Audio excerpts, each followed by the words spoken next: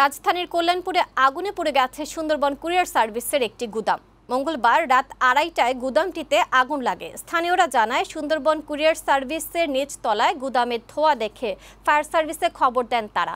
পরে ফায়ার সার্ভিসের 3টি ইউনিট গিয়ে আগুন নিয়ন্ত্রণে কাজ শুরু করে।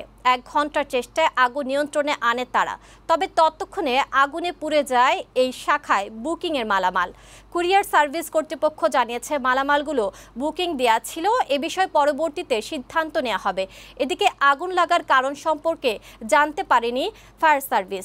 তদন্ত কমিটি পর্যবেক্ষণের পর অগ্নিকাণ্ডের কারণ ও ক্ষতি সম্পর্কে জানা যাবে বলে জানান কল্যাণপুর ফায়ার সার্ভিসের সিনিয়র স্টেশন অফিসার আজিজুল হক। এখানে 1-2 কোটির উপরে আমার সেল অনেক হাই। আমার এখান থেকে 140টা গাড়ি ডিসপাস হয়। তো সবার সাথে আমরা বসে কথা বলবো, যত টাকা জরিমানা আছে আমরা পার্টিকে দিয়ে দেওয়ার জন্য আশ্বাস করব।